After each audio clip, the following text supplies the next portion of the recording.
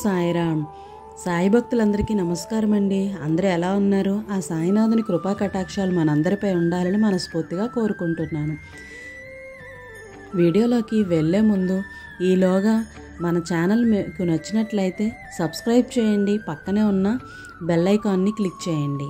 వీడియోలోకి అయితే వెళ్ళిపోదాం రండి. ఓం సాయిరామ్. సమర్థ సద్గురు శ్రీ సాయినాథాయ నమః. 43వ నెంబర్ మీద ఉన్న ప్రసాదాన్ని కానీ తాకినట్లయితే, బిడ్డ నువ్వు ఉన్న చోటే కదలకుండా కూర్చొని కోరికలు తీరాలి అని అంటే తీరవు కదా. నీ ప్రయత్నం నువ్వు చెయ్యాలి.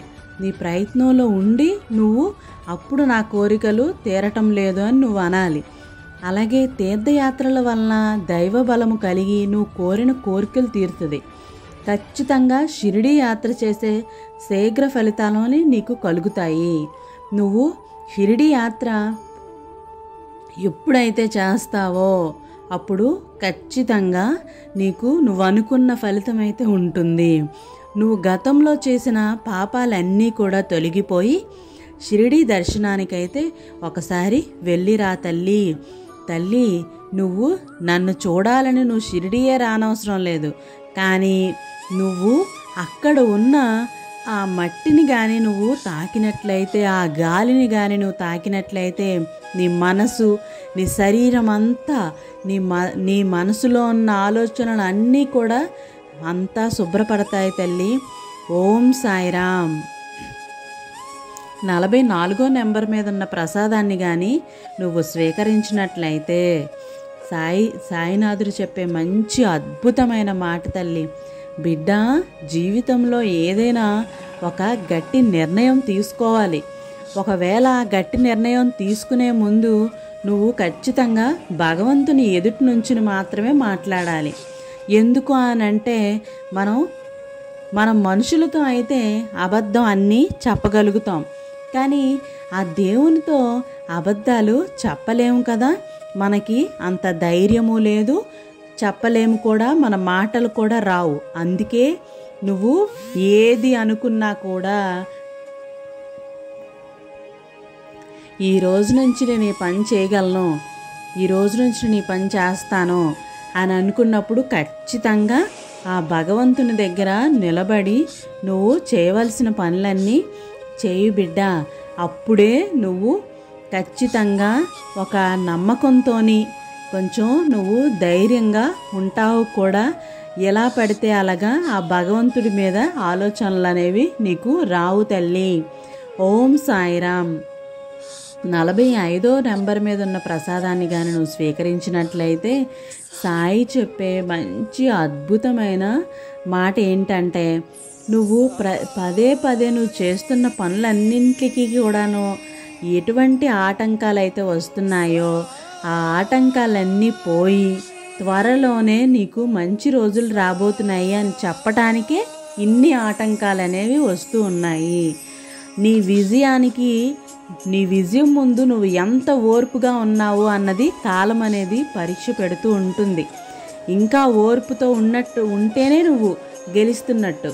నువ్వు ఎప్పుడైతే నీ ఓర్పును నువ్వు కోల్పోతున్నావో నువ్వు గెలుపుకి దూరం అయిపోతున్నావు అన్న మాటను మాత్రం నువ్వు గుర్తుపెట్టుకోవాలి.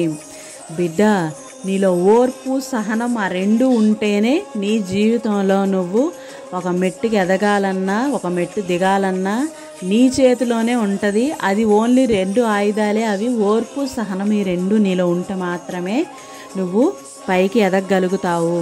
ఈ రెండిటిని నువ్వు ఎప్పటికీ మర్చిపోకుండా ఖచ్చితంగా నీకు తెలియాలి. నువ్వు ఖచ్చితంగా నేను ఇలా చేస్తున్నాను, నా వల్ల నాకు ఇబ్బంది కలిగేలా ఉంది అన్న ఆలోచన అనేది నీకు రానివ్వు.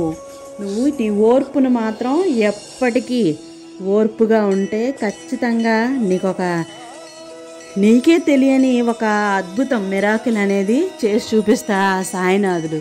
కానీ నీకు కావాల్సింది మాత్రం ఓపిక అనేది ఖచ్చితంగా ఉండాలి. ఓం సాయిరామ్. 46వ నెంబర్ మీద ఉన్న ప్రసాదాన్ని కానీ నువ్వు స్వీకరించినట్లయితే సాయి చెప్పిన మాట, తల్లి నువ్వు ఎంతటి లోతైన సముద్రం లాంటి సమస్యలో ఉన్నా సరే నీవు మాత్రం ఎప్పుడూ కూడా ధర్మం, న్యాయం ఇతరుల పట్ల ప్రేమ దయాగుల కలిగి ఉండాలి. ఇవన్నీ కూడా నీకు సంరక్షణగానే ఉంటుంది. నేను నీ వెంటే ఉండి నిన్ను కాపాడుతూ ఉంటాను. ఇవన్నీ కూడా నువ్వు ఎప్పుడూ మర్చిపోవద్దు. నా సాయి బిడ్డగా నువ్వు ఎప్పుడూ ఎటువంటి తప్పు చేయవు. కానీ ఎప్పుడైనా అలాంటి సమస్య వచ్చినా కూడా నీవు నీ ధర్మాన్ని, న్యాయాన్ని ఖచ్చితంగా పాటించాలి తల్లి. ఓం సాయిరామ్.